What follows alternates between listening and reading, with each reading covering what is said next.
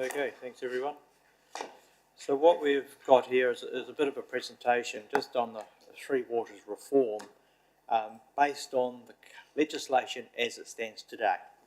It may be very different in October, so we just be aware that this is as it is today. So just sort of really the purpose of this is to basically just run through the different activities that Waters does, and also the potential impacts on the council if the water assets transfer over. So these are the sort of areas we're going to be covering. There's a slide for each one of these topics, so we'll just cover through them. And if I can get this thing working, here we are. Okay, so background.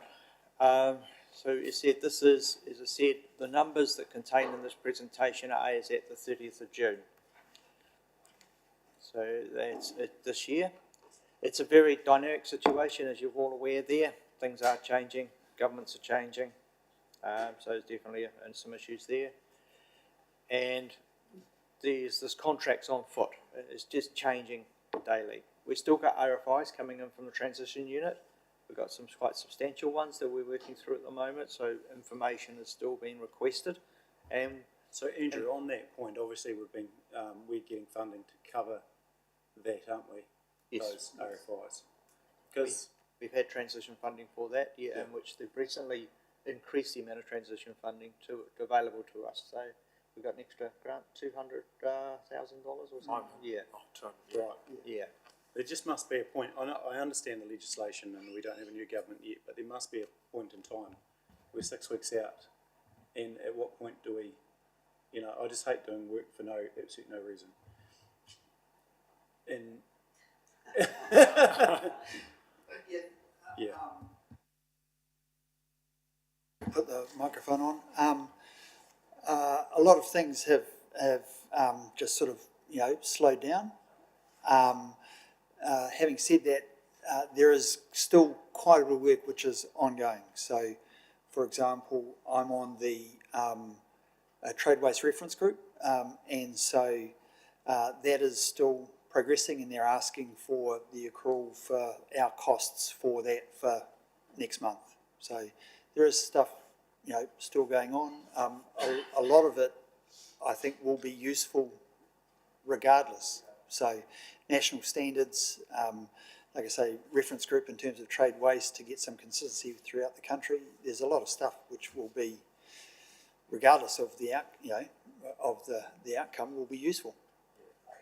Certainly standardisation.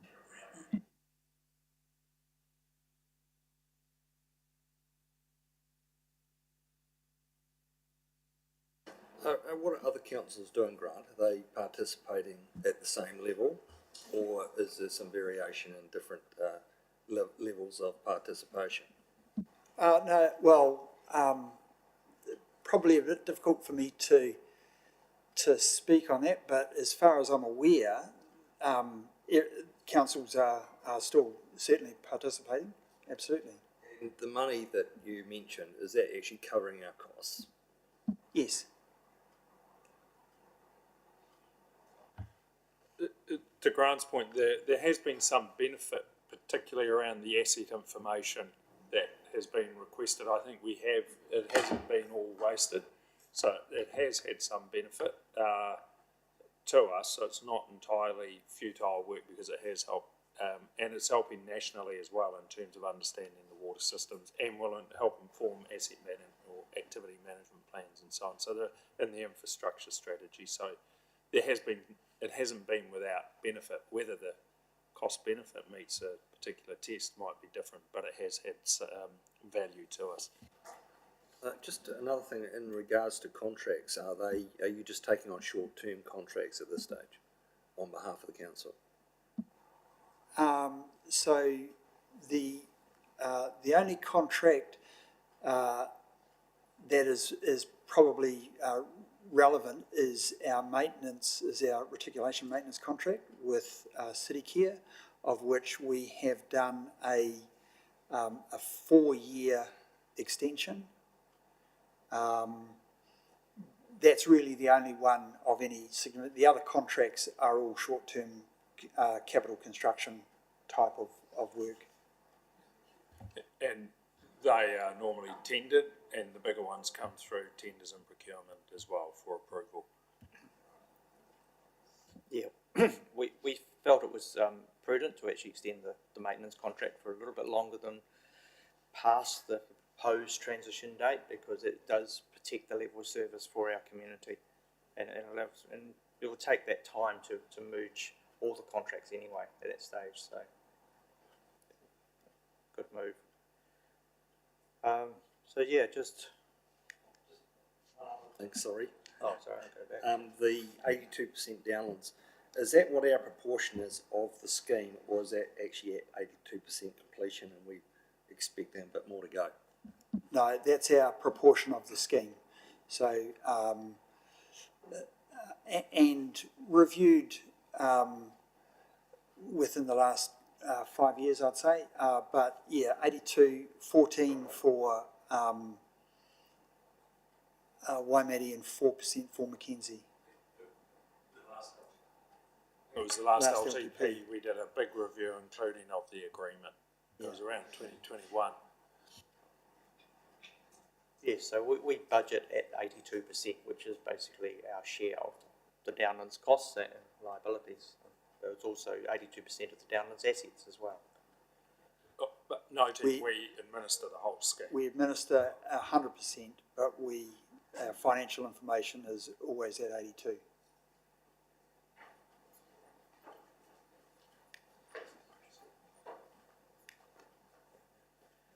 So moving on, so we have dedicated assets, which is the assets that actually provide the service. So we've got our sewer, water, and our stormwater, and among those we have pipes, pump stations, treatment facilities, outfalls, water takes, etc. So a lot of these facilities also have land associated with them, and you can see there that basically there's 47 sites that are water-related facilities sit on. So that's land which is solely used for the water services, which the next slide will provide some. So of those 47, there's 47 sites that are in effect fee simple. There's 19 that are mixed use and 21 that are on road reserve or dock land, such as the Geraldine Reservoir or reserves. Will So they- there's will 87 sites in total. 47 are what you might call fee simple, and they're only used for the Three Waters services. What about rates? Will they pay rates on those sites? Sorry? Will they pay rates on those sites if we transfer the ownership to them? Yeah. Now, They we will- currently pay rates on those sites, so the transfer to a new entity, then they'll be liable for those, absolutely. So those mixed use, those 19 sites, 6 of those sites are primarily used for the water services, but also have another use. For example, at Aorangi Road at the wastewater treatment plant, there's the dog pound. So that is primarily for the water services, but it does have another use, which is the dog pound. So that is a mixed use and it will need to be sorted out. There are 13 sites where the primary use is other than the Three Waters, but there is a Three Water activity on that site. So Ashbury Park, for example, it's a park, but there is some Three Waters facility which does sit on that park. So again, that'll need to be sorted out. So then they would lease the land off us to provide the service. Potentially, yes. Yeah, there need to be some service level agreement in place associated with that. Yeah. Yes. So as I said, there's 87 sites in total, 47 fee simple, and so in effect could be transferred. 19 are this mixed use, and 21 are on road reserve or dockland or another reserve. Is there any large land holdings that, could get gobbled up in its entirety, just assuming the, Any what? Sorry, large. any larger land holdings that would transfer? What are the larger ones? Claremont. Well, yeah, our Rangi treatment plant, Claremont, they're large land holdings. Okay, but And just they they're just the obvious ones. There's no. Yeah, no.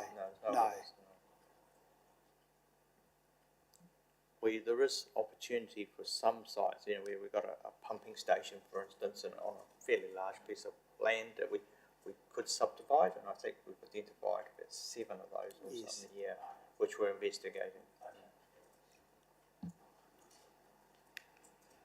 Just moving on to plant and equipment.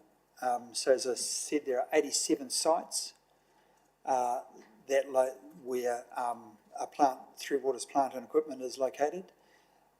There's included with there's also the 5 water filling stations throughout the district that are where a requirement of the drinking water standards, where tankers are able to fill at specific specified points. So that's those filling stations. There's a telemetry system. There's some other equipment. And then there are 32 dedicated vehicles within the Three Waters. That includes 9 cars, 10 utes, 10 trailers, 2 tractors, and a side-by-side for the wastewater beach inspections.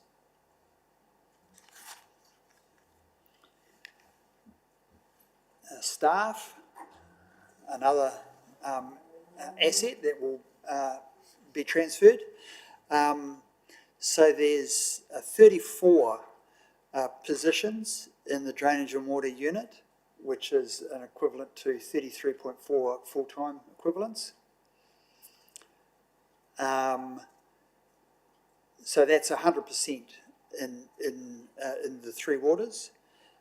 There are 5 staff that are less than 100 but greater than 50%, and that they are 90, 70 and I think 50% involved in terms of the Three Waters, so that's the 3.5 FTEs.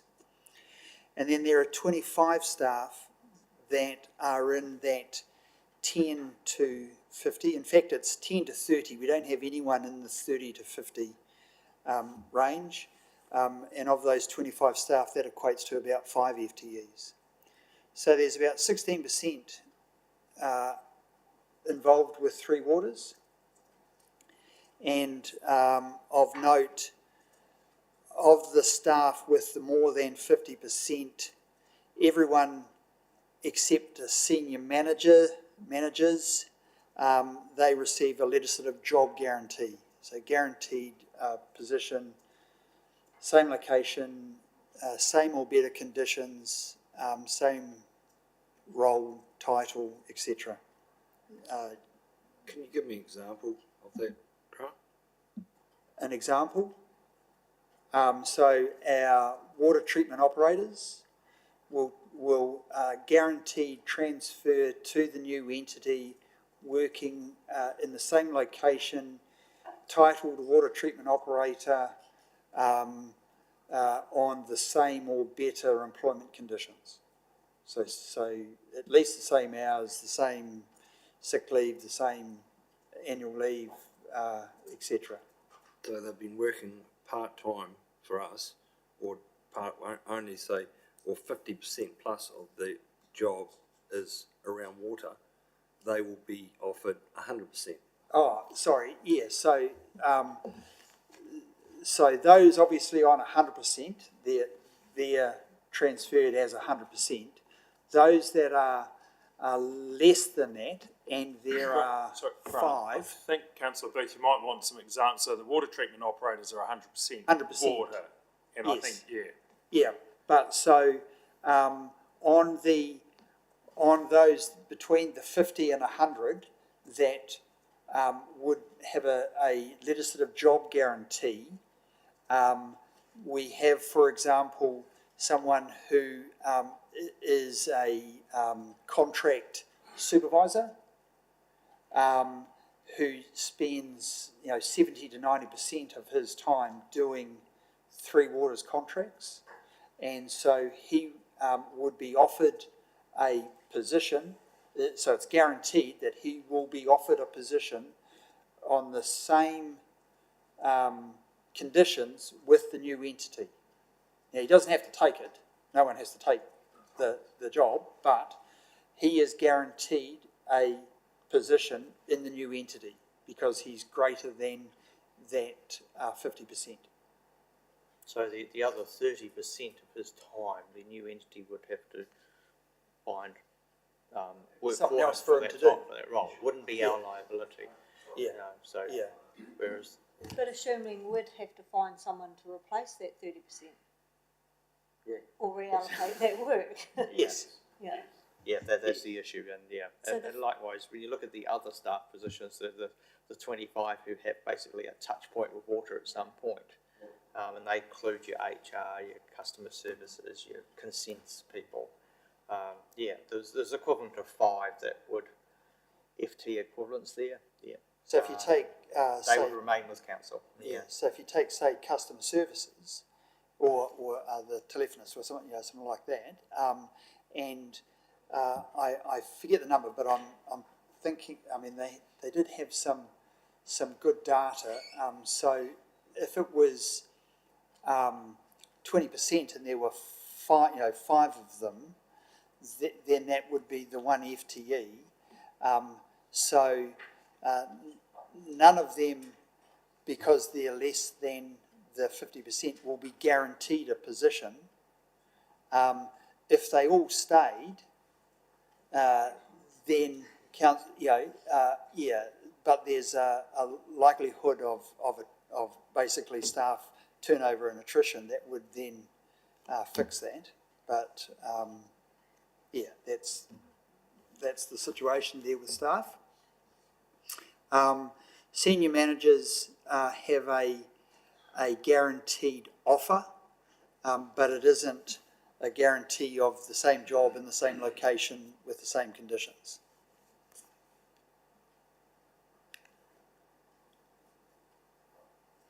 Are those people still 33% people still going to be based in their district, or are they going to be based somewhere else? So, like I say, the job guarantee is within a reasonable commuting distance of their current location. There could be a debate in terms of a reasonable commuting distance. I put forward the definition that a reasonable commuting distance is a song on the radio,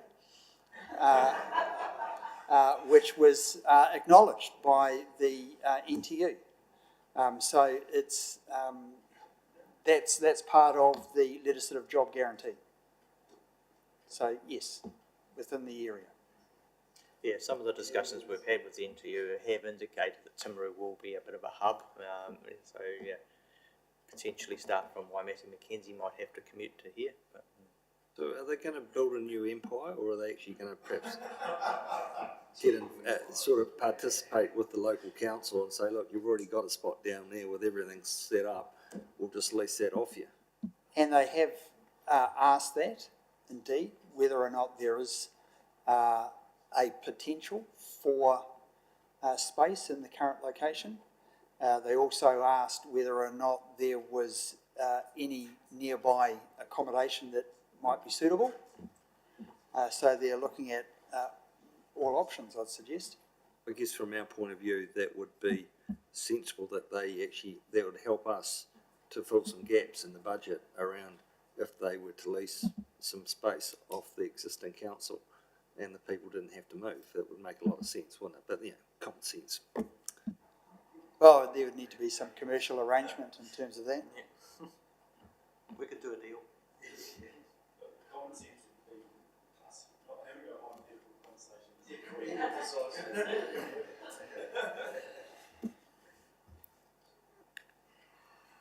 Andrew. So moving on to the rates.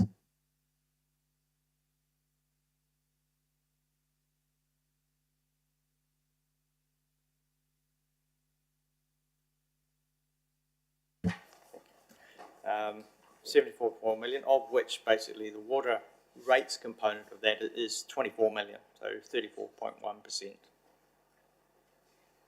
Yeah. Looking at the overall revenue,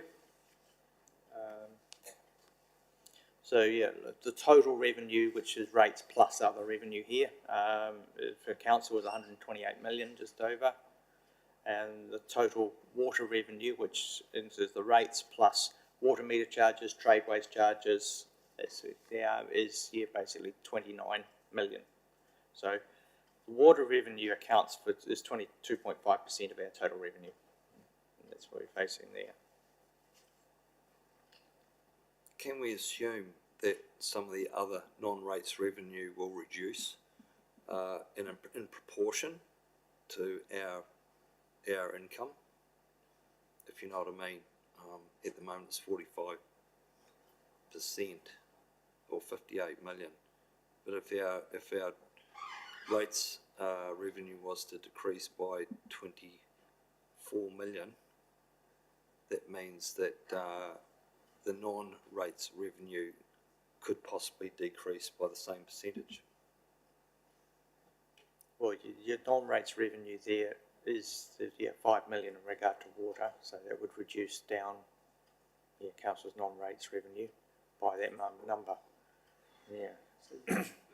Other sort of non-rates revenue in there will include things like the Katahi funding assistance rate. Yeah. I think it includes our interest. Resource consent Resource charges. consents, yeah. Yeah. Yeah, Dog registrations, liquor Yeah. licensing. Yeah. all of that. Yeah. No. Not significantly other than the non-rates water revenue like trade waste charges and such like. Which accounts for that 5 million out of the total 58 million, which is non-rates. Yeah. Not a huge impact.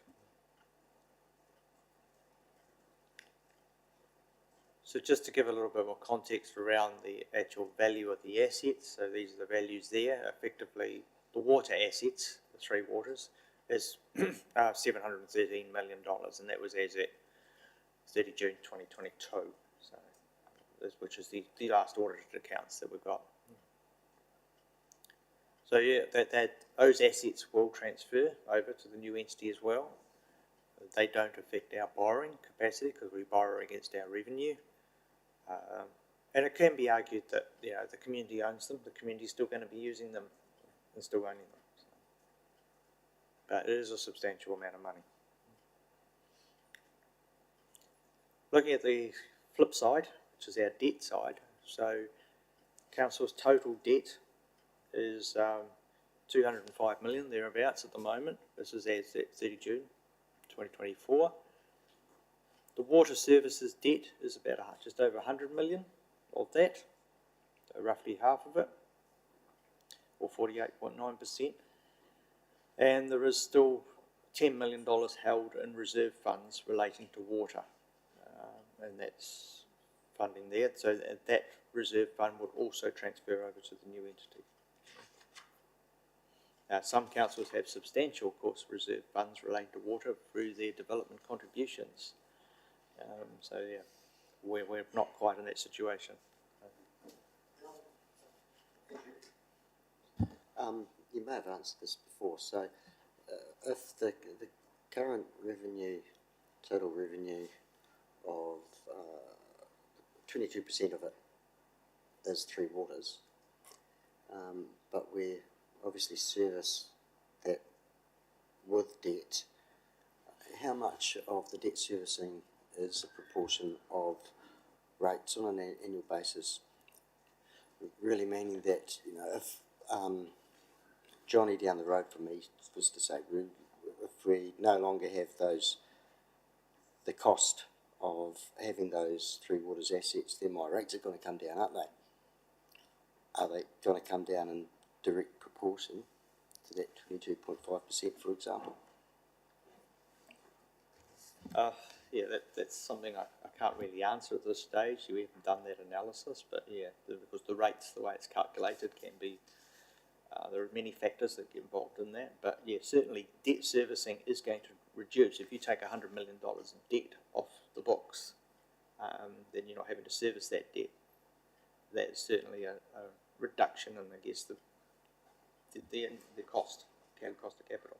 That would be mostly long-term debt servicing if it's such big numbers, wouldn't it? So you may not necessarily notice a massive difference in your savings and your rates just because you're not servicing that debt anymore. Because you're going to lose your water charges effectively, and then throw 10 or 20% on to cover overheads, and it's about your number, I reckon. So congratulations. Driven, yeah. Well done, Johnny. You increased your cost by about 20%. At the end of the day, the community's still going to pay. Yeah. There's no free lunch on this. In fact, probably will pay more in the long run.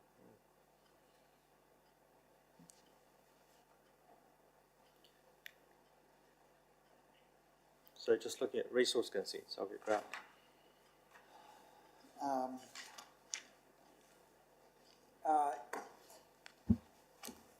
Yes, so resource consents within the three waters or the water services space, 113 of which you can see there's largely within the water supply area. Within the stormwater, we're still in the in process in terms of our applications for global stormwater consents. Of some key dates for you associated with it. So those consents, again, this is all to do with what might transfer. So the consents would transfer. And some key dates, the Timaru Urban Water Abstraction at Pariora, that actually, the renewal date for that is November of next year. So we have commenced working on that. The water abstraction at Opahi is 2030. So that impacts on Timaru and Downlands and Seadown. Another major one is our ocean discharge consent, and that renewal date is 2045. So that's some years out. But just for interest, Geraldine Urban Water, 2027. Pleasant Point, 2034. Temuka, 2048. So there's a number of years on those. The big one, as I said, is Pariora at next year.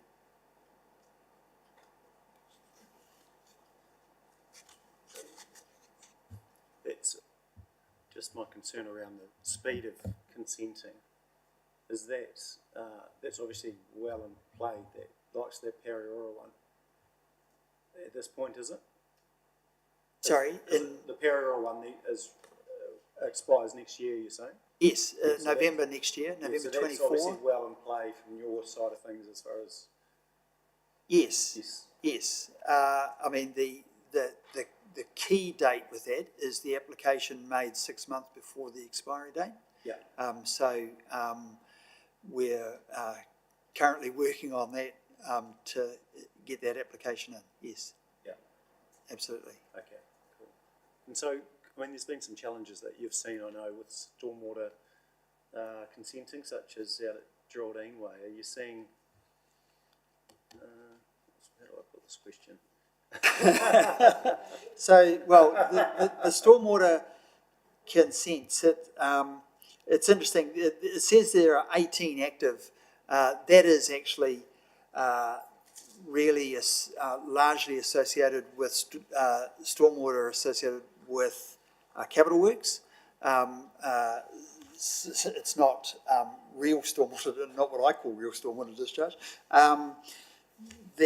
The stormwater global consents besides the consents that we have in the Glenetti area for the bunds, we don't hold any other consents in terms of stormwater discharge. Oh, sorry, we do in the Washdyke Industrial Expansion area. So there's an area that we have there.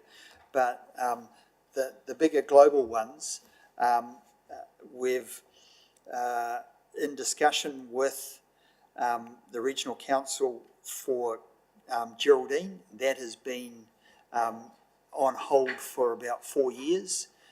We've made application for Temuka and Pleasant Point and Timaru, and we're working on the Washdyke Waitarikau one now. We've had a request for information which we've replied to for Temuka and Pleasant Point. We haven't received the request for further information on Timaru yet. It's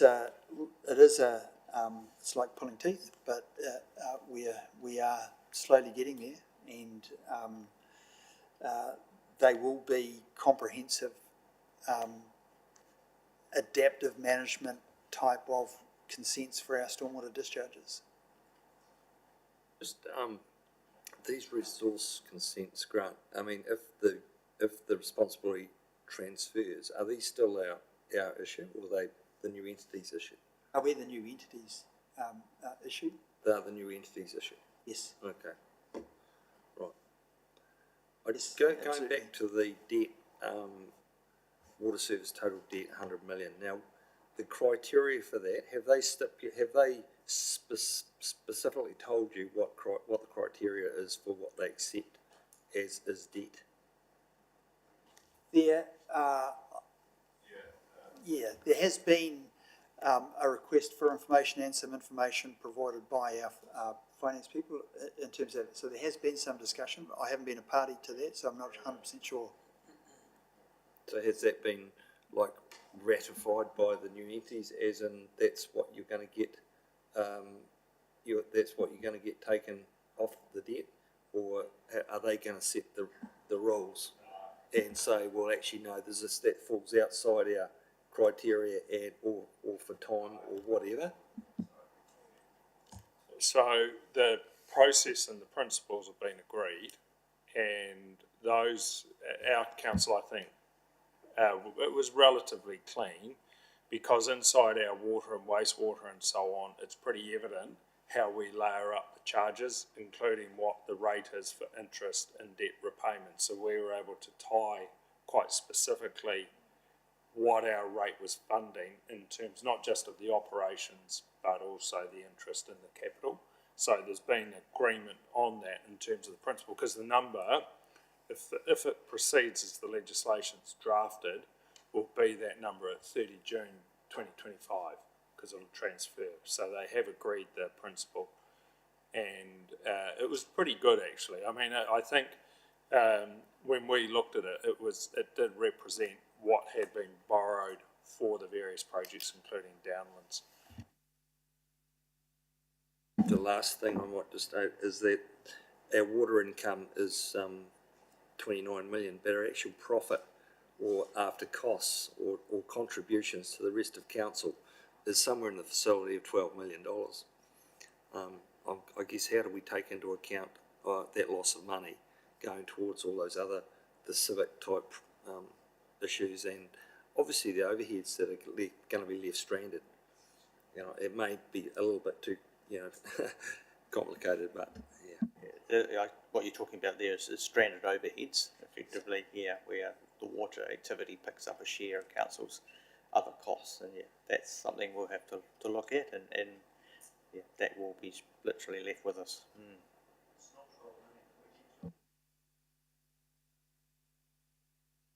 After staff expenses, so if you look on the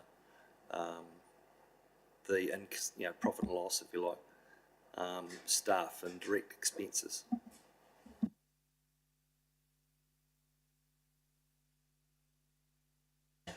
Some of those costs will reduce because a lot of those like IT equipment, things like that, that will responsibility of IT will move to the new entity, so we won't have to cover that. so much cost, which is, you know, the hardware, that software side of things. So some of those costs will reduce, but there will still be, I guess, a share of the other corporate costs that council has to have, and will be there. If you look at the funding impact statements for each activity, would kind of give you an idea of what it would be through each year, and around about we have sort of, if you look at the various funding amounts, and I've just taken water, it's sort of forecasted about 13 point something million, which wasn't that different to the number Andrew put up. And then what it does show is the sort of contribution and the overhead, internal charges and overhead applied is around about just under 2.5 million, because we've got payments to staff and suppliers, so that's like the city care maintenance. Then we've got the finance costs and so on. So so through that there will give you a bit of an idea of the overhead that it funds, and what then might need to be funded in terms of stranded. And that, for instance, a classic I always give is things like our GIS and in our IT. It funds quite a lot of that activity because it's of real value to them and to the rest of the organisation. But that's, to me, is an example of where you potentially end up with stranded overhead, because you still want that GIS and IT capability inside the organisation.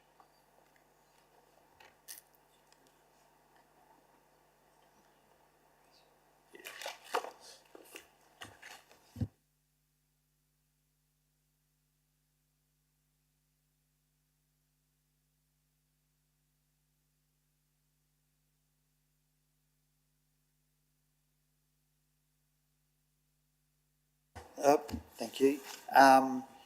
So there's 13 designations in the Timaru district associated with sewer. So that's primarily facilities and pipelines. The ones there are some in Mackenzie and Waimate district associated with water. So, for example, the Tianawai water treatment plant has a designation. So there's a total of 47 designations within that would transfer. Information sharing. Do you want to talk about that one? We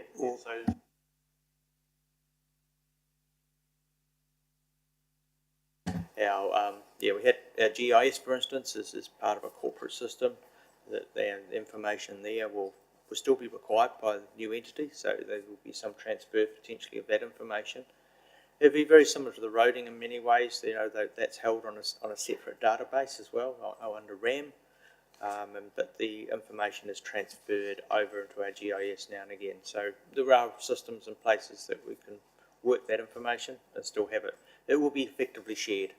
That's what I'm saying, because we still have a responsibility to hold that data, and you know where the pipelines are, particularly when it comes to excavations and the roads, etc., with the contractors. The other information is, of course, the custom billing information that would have to go over there. They will be, of course, rating or some other charges to customers. So you know, they'll probably initially use our database, our customer database. Our customer request management system, potentially, or certainly the historical data will be asked to be transferred over or shared. We'll still need to hold it as well, so it's what comes to that sharing side of things. Potentially supplier databases. Trade waste agreements will definitely have to be shared or potentially transferred over. And of course a lot of property information. So these things haven't really been worked out how they get transferred over or how they're shared, but these are information that the new entity and us will have to or require at some point.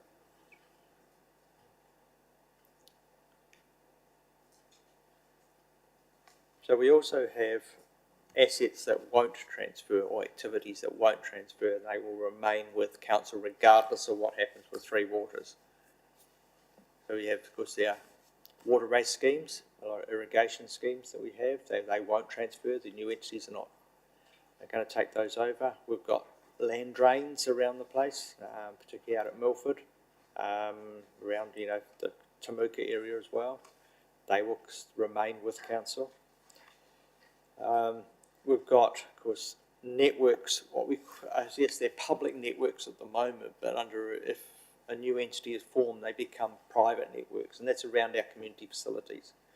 So you've got, you know, Arangi Park, whole heap of pipes and network within the park, Caroline Bay, there's plenty there. So they will become private under council's control. So the new entities won't be picking those up. Likewise with the huts as well, we've got similar situations there. There's water reticulation around for the Rangatara huts, Strathionia huts. Yeah, they will remain with council. And all, of course, the social housing, stadiums, offices, etc. And we've got a lot of irrigation systems, and of course, and there's sports fields. Again, they will become what we term as private drainage systems or private irrigation. And the other one is overland flow paths too. It's work in progress a bit, the overland flow paths, is it, Grant? Yeah, the overland flow paths, basically they sit really adjacent to the district plan. So it's really associated with the activities that are permitted or are consented to occur in an overland flow path. So although it's related to stormwater, it's actually really associated with land activity. So it sits really with the district plan and the approval of carrying out an activity within or adjacent to the flow path. So we're responsible for maintaining the grass and all that, carry on. So only if it's in land which has a primary role which is not three waters. So if it's a reserve and it has an overland flow path through it, so it's a park, then it'll sit within parks and it'll have a component which is stormwater. If it is a dedicated stormwater swale, then it will be stormwater and it will transfer.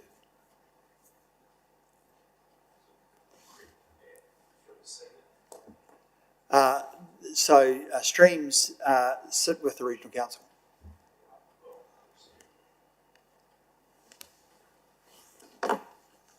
Which brings us to the next slide, which is some of the activities that are outside the scope of the reforms, and that is your flood protection schemes. It is also your rivers and your streams. They will remain.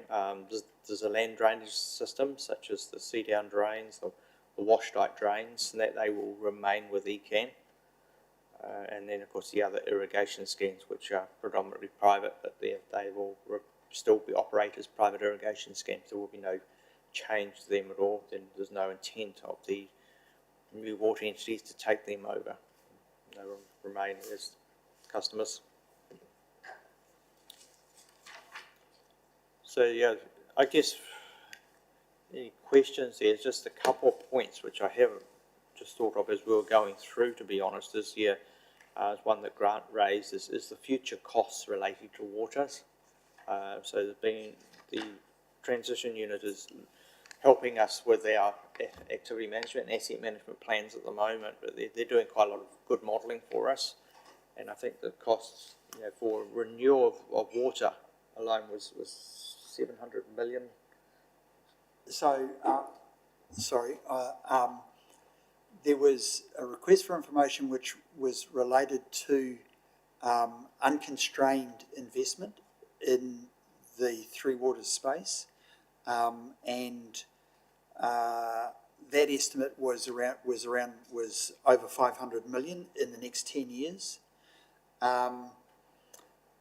Just looking at our asset database, often referred to as Hansen or Infor, which is primarily based on a installation date and a assumed asset life.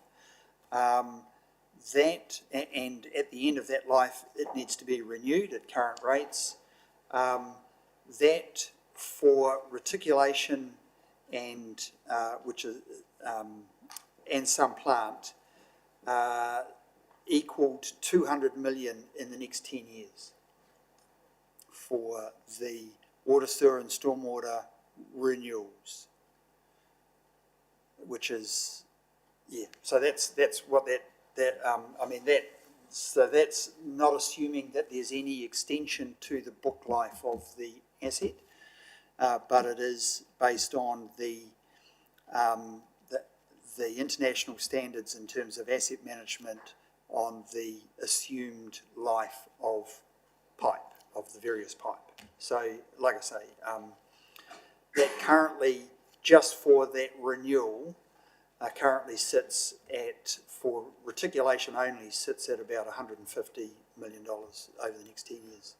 Yeah, it doesn't mean they're all going to fail on that particular date. There is opportunities for smoothing, but there is some significant costs that, you know, is going to be facing our community in regard to the renewal of these assets. The other side is too that Tamata Arawai, who have been focusing on water quality, drinking water quality, and now starting to focus on wastewater side of things. And so there's going to be a lot more emphasis put on that, and potentially we're going to be request to basically install wastewater schemes in the towns like Winchester, potentially, or Woodbury, in order to protect. So there's those future costs could be looming as well. Not sure when, but yeah, it's something that we're probably going to have to face at some stage.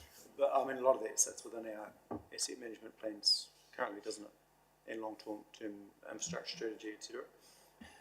So within the infrastructure strategy in relation to the 30 years, so we, and certainly within this unconstrained, this 500 odd, well that's 10 years, so we looked at that for the 30 years.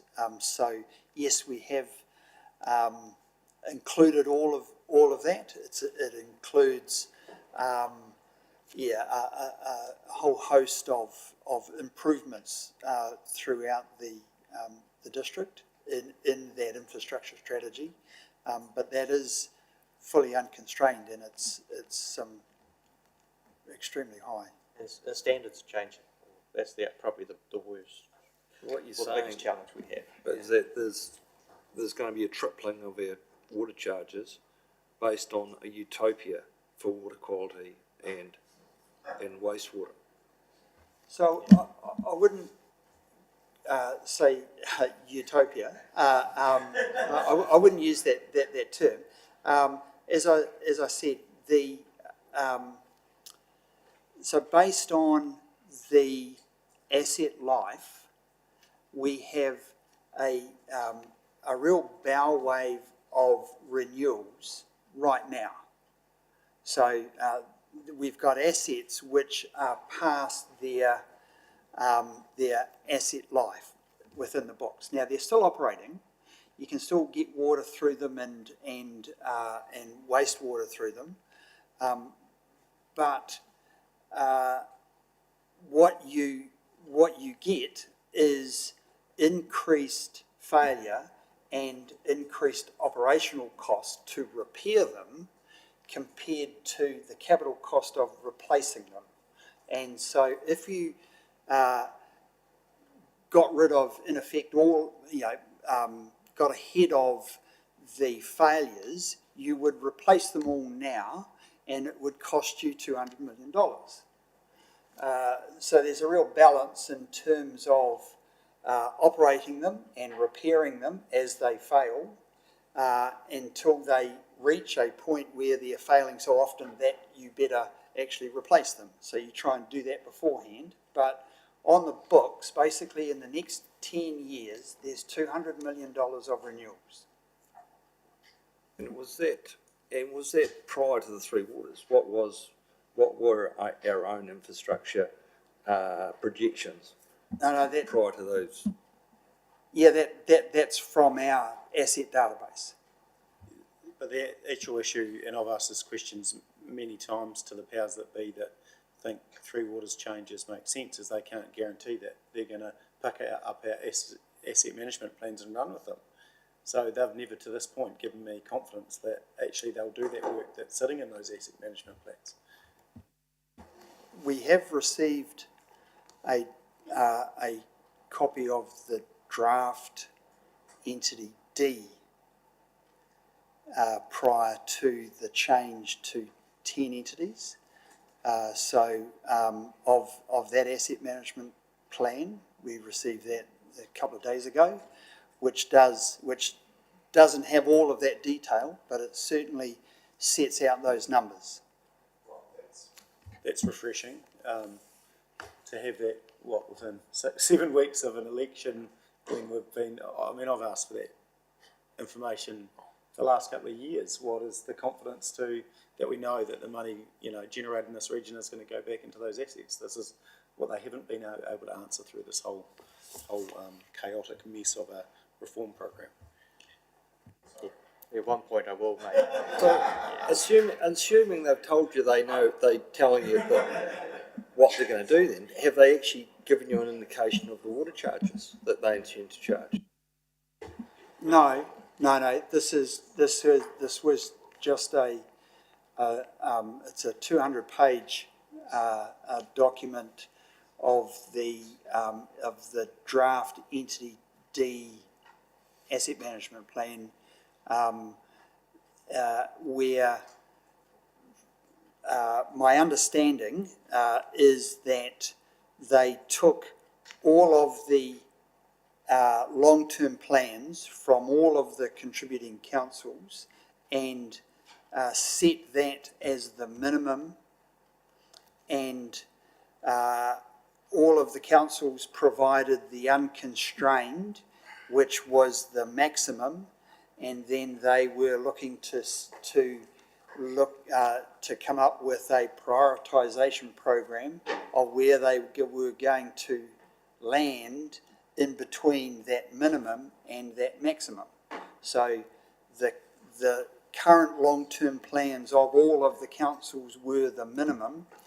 And they were looking to see where they were going to fit within above that, given the fact that there would be a greater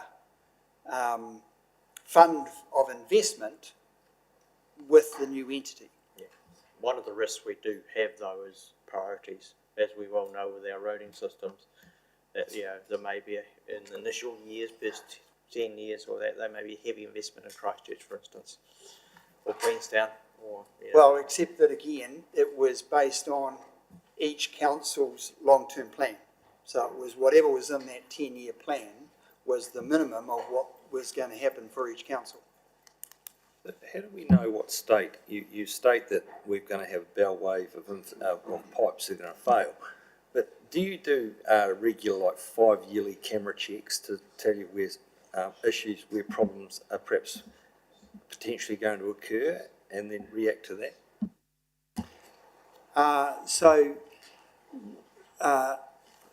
Yes and no.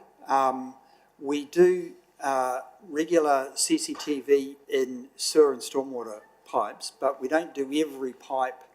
That's just way too expensive to be able to do. And you can't really do that in water pipes. But so we do have condition checks. So we select pipes and take a sample and confirm their condition in water pipes. Some of it's really obvious. So, like, for example, in Pleasant Point, there is a whole host of concrete water mains, and they leak terribly.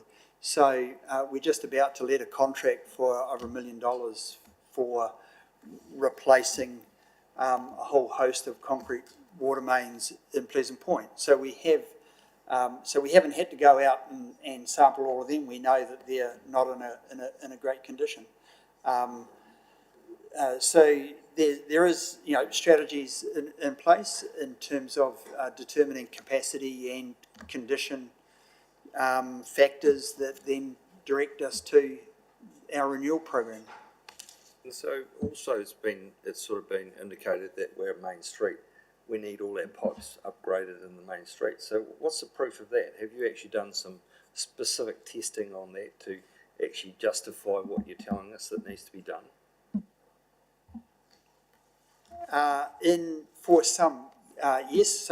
So again, we haven't checked every single bit of every piece of pipe, but there's certainly the need for this. There's clearly some sewer and stormwater condition and capacity issues. In terms of water, there's some of it is very, very old asbestos cement pipe. So although we haven't sampled it, in terms of the likely life of it and not wanting to go back and either repair it or replace it, not long after having done the streets, it's a matter of getting in ahead of that investment in terms of the street. So, it's always a real balance in terms of sweating the asset while also not compromising the other asset being the road.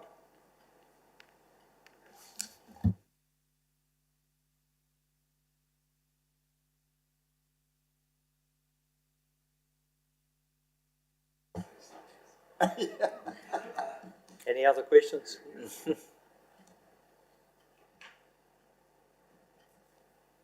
Okay, it's a case of watch this space. Yeah. It could be, repeating this presentation in a totally different form after October. Actually, just one thing. How's it going to look when it does reverse? Is it just going to be business as usual or what?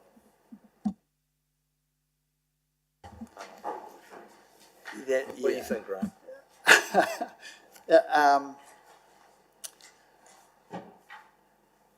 It's a really good question because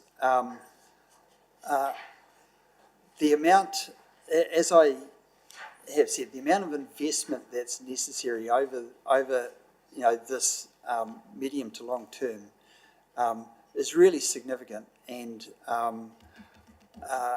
it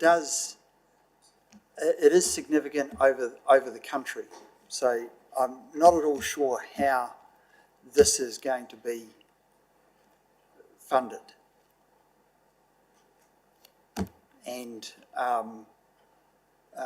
so that's a concern for me in terms of the amount of work that is coming in that 10 to 20 year period and how it's going to be paid for. Yeah, we're not unique by any means. In fact, I think our assets are in pretty good condition compared to a lot of other councils. Yeah, Wellington comes to mind. We'd live within our means, wouldn't we? As we have for the last 100 years.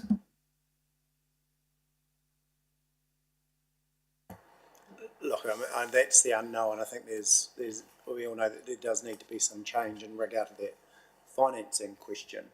One, it's understanding the actual numbers, but two, that goes to the likes of, the solution why Labor is Three Waters reform. The solution to investment in infrastructure is regional planning, which are some of those conversations that we're having, from a national government, lead government, if that's the case. So it's just a different approach to potentially achieving the same results, except you've got centralisation versus devolution of power. So, but I understand I understand your concern completely, Grant. Yeah. Yeah, there are other solutions to this too. I look at the roading side of things. With we have Whakpotahi funding, and government is putting a substantial amount of taxpayer money into that because the user charges, effectively the feds and the rucks, are not covering the true costs. So that's an option, a model that could be used with water as well. I think the important thing is that we're going to have to know our numbers more than ever moving forward, because from what's tax generated in this region, money coming back in, you know, as far as our need for investment in infrastructure, both in the district and, you know, wider South Canterbury. We're going to have to work a lot closer together, shared services, those sorts of things as well. So, but we're certainly not looking to pay for anyone's infrastructure outside of our district boundaries. Yeah, I just think that the fact we get a proper regulatory authority that are setting one set of standards for everyone and keeping an eye on the councils and making sure they are doing what they should be doing at appropriate time and at appropriate level will be a good outcome. When you've got to look at those ones, the likes of a Buller as an example, and interesting enough, Simon Court, you know, from an Act point of view, gave, you know, a Buller as an example when you spoke to me on forum last week, and the difference in their thinking from a year or so ago, their investment was back into infrastructure based around housing growth. And I challenged David Seymour at the time and said, well, that's fine actually, but we don't have the housing growth, but we have high economic activity. And since then, their thinking, I believe, has evolved to, you know, thinking about the different scenarios. So you've got Buller with a low socioeconomic, needing significant upgrades, more so than us, but the inability to afford. And so they understand that there's going to have to be a different, more bespoke approach to different regions on how you fund those infrastructure solutions. So I think they're certainly, across different parties, they've just got different approaches to dealing with the same issue. But I think it's for us to be able to highlight what it is, what's important to us, and what are the challenging constraints for our balance sheet and our revenue streams. Yeah.